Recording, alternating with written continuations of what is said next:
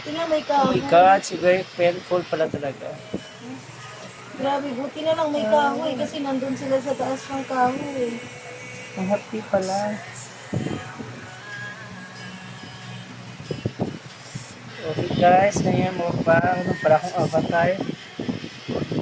No? Yung shape ng ano ko ba? Loob ko, parang avatar.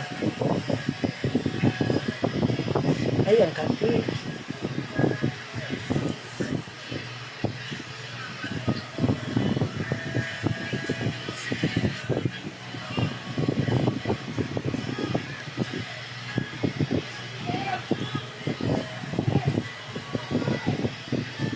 Ah,